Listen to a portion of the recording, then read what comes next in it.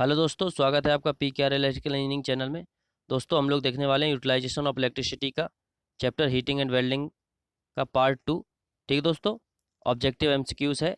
तो जो भी हमारे चैनल पर नए हैं वो हमारे चैनल PKR इलेक्ट्रिकल इंजीनियरिंग को सब्सक्राइब करें, लाइक एंड शेयर करें। ये RK राजपूत का सीरीज चलेगा दोस्तों, चैप्टर वाइज सारे चैप्टर कवर किए जाएंगे। ठीक दोस्तों, तो जिसने हमारा पार्ट 1 नहीं देखा है वो हमारे चैनल पे जाके सब्सक्राइब कर सकता है और पार्ट 1 को देख सकता है। ठीक दोस्तों, बढ़ते हैं MCQs की ओर। ठीक दोस्तों, देखते हैं क्वेश्चन क्या कह रहा है कि induction heating takes place in which of the following. तो इंडक्शन हीटिंग किस मटेरियल के लिए आवश्यक, किस मटेरियल पे कर सकते हैं दोस्तों हम लोग। तो देखते हैं इंसुलेटिंग मटेरियल्स पे इंडक्शन हीटिंग नहीं कर सकते हैं दोस्तों। Conducting material which are magnetic, ये कंडीशन नहीं होती है कि वो मैग्नेटिक ही हो, लेकिन कंडक्टिंग मटेरियल होना चाहिए। Conducting material which are non magnetic, ये भी नहीं है कि वो नॉन मैग्नेटिक होगा। अगर कंडक्टिंग मटेरियल तो उसको इंडक्शन हीटिंग से गर्म कर सकते हैं या नहीं कर सकते। अगला, कंडक्टिंग मटेरियल विच मे और मे नॉट बी मैग्नेटिक। तो ऑप्शन डी इज करेक्ट, मतलब ये मैग्नेटिक हो या ना हो, कंडक्टिंग मटेरियल है, उसको इंडक्शन हीटिंग से गर्म कर सकते हैं। ठीक दोस्तों, अगला question, for heating element high resistivity material is choose to. तो क्यों चूज करते हैं दोस्तों हम लोग हाई रजिस्टिविटी का मटेरियल हीटिंग एलिमेंट के लिए। उससे ये होता है दोस्तों कि उसकी लेंथ को कम से कम किया जा सकता है, कि reduce the length of heating element. जितनी ज़्यादा रजिस्टिविटी का मटेरियल होगा उतना ही कम लेंथ पे ज़्यादा से ज़्यादा हीट जनरेट कर सकता है। ठीक दोस्तों, अगला क्वेश्चन दोस्तों, in resistance heating highest working temperature is obtain from heating element made of. तो ज़्यादा से ज़्यादा हाईएस्ट टेम्परेचर पाने के लिए हम लोगों को दोस्तों जो एलिमेंट है उसको किसका बनाना चाहिए। वो दरअसल दोस्तों सबसे ज़्यादा सिलिकॉन कार्बाइड में टेम्परेचर सबसे ज़्यादा हाई प्राप्त होगा, सिलिकॉन कार्बाइड का अगर बनाएंगे। अगला क्वेश्चन दोस्तों, for intermediate work which of the following furnace is suitable. Intermediate work के लिए कौन सी फर्नेस सुटेबल होगी दोस्तों। तो इसके लिए दोस्तों इनडायरेक्ट आर्क फर्नेस जो होती है दोस्तों वो सुटेबल होती है। ठीक है, अगला क्वेश्चन दोस्तों, due to which of the following reasons it is desirable to have short arc length. तो दोस्तों इनमें से कौन सा रीजन जो डिजायरेबल है शॉर्ट आर्क लेंथ के लिए, अगर शॉर्ट आर्क होगी तो क्या होगा। टू अचीव बेटर हीटिंग, ये सही है दोस्तों, अच्छी हीटिंग होगी। To increase the life of roof refractory, ये भी सही है दोस्तों, उसकी लाइफ भी बढ़ जाएगी। To have better stirring action, ये भी सही है दोस्तों। To reduce problem of oxidation, oxidation की प्रॉब्लम को भी कम करता है। तो दोस्तों हो जाएगा ऑल ऑफ द एबव, ये सारे के सारे जो रीजन है सही है अगर शॉर्ट आर्क लेंथ होगी तो। अगला क्वेश्चन दोस्तों, in the indirect resistance heating method maximum heat transfer take place by.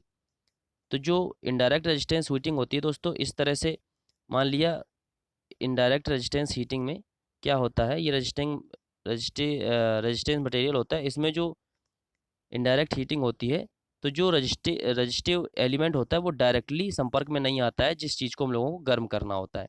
तो इसमें जो हीट का ट्रांसफ़र होता है वो होता है दोस्तों रेडिएशन के द्वारा। ठीक दोस्तों, अगला क्वेश्चन दोस्तों, which of the following methods is used to control temperature in resistance furnace. तो रेजिस्टेंस फर्नेस में टेम्परेचर कंट्रोल के लिए कौन से मेथड यूज करेंगे। वेरिएशन ऑफ रेजिस्टेंस, तो अगर रेजिस्टेंस को भी कम ज़्यादा कर देंगे तब भी टेम्परेचर कंट्रोल हो जाएगा दोस्तों। वेरिएशन ऑफ वोल्टेज, वोल्टेज को कम ज़्यादा करने पे भी टेम्परेचर कंट्रोल हो जाएगा। Periodically switching on end of the supply, मतलब समय समय पर सप्लाई को बंद और चालू करके भी ये कर सकते हैं दोस्तों। ऑल ऑफ द एवम मेथड, तो ये सारे मेथड हम लोग टेम्परेचर कंट्रोल के लिए यूज कर सकते हैं रेजिस्टेंस फर्नेस में। अगला क्वेश्चन दोस्तों, it is desirable to operate the arc furnace at power factor of. तो आर्क फर्नेस में दोस्तों पावर फैक्टर क्या होता है। तो आर्क फर्नेस में पावर फैक्टर दोस्तों होता है 0.70 लैगिंग। ठीक है, एंड रेजिस्टेंस हीटिंग होता है उसमें दोस्तों जो पावर फैक्टर होता है वो नियरली यूनिटी होता है। ठीक है, एंड जो डायलेक्ट्रिक हीटिंग होती है दोस्तों उसमें पावर फैक्टर लीडिंग होता है। ठीक है, अगला क्वेश्चन दोस्तों, radiation from a black body are proportional to. तो इसका एक फॉर्मूला तो दोस्तों उसमें जो टेम्परेचर होता है वो किसके प्रोपोर्शनल टू होता है रेडिएशन में ब्लैक बॉडी में, ये होता है दोस्तों T⁴। ठीक है दोस्तों, अगला क्वेश्चन दोस्तों, in arc furnace the function of choke is. तो आर्क फर्नेस में चोक का क्या फंक्शन होता है दोस्तों? तो चोक का काम होता है आर्क फर्नेस में दोस्तों स्टेबलाइज द आर्क। ठीक दोस्तों, आर्क को स्टेबलाइज करना। अगला क्वेश्चन दोस्तों, Ajax Wyatt furnace is started when, कब स्टार्ट की जाती है फर्नेस दोस्तों? ये जब it is filled above core level, जब ये कोर लेवल से ऊपर भरी होती है। अगला क्वेश्चन दोस्तों, कि इन electric press mica is used because it is, electric press में माइका क्यों यूज किया जाता है? क्योंकि जो माइका होता है conductor of heat but and conductor of electricity. तो जो हीट का कंडक्टर होता है वो अच्छा होता है, मतलब good conductor of heat and bad conductor of electricity. Option C is correct, मतलब हीट को आराम से जाने देता है एंड जो इलेक्ट्रिसिटी होता है उसको पास नहीं होने देता है। ठीक है, तो गुड एंड बैड। अगला क्वेश्चन दोस्तों, resistance variation method of temperature control is done by connecting resistance element in. तो रेजिस्टेंस वेरिएशन मेथड में टेम्परेचर कंट्रोल करने के लिए कौन सा कनेक्शन हम लोग यूज कर सकते हैं रेजिस्टेंस एलिमेंट के लिए?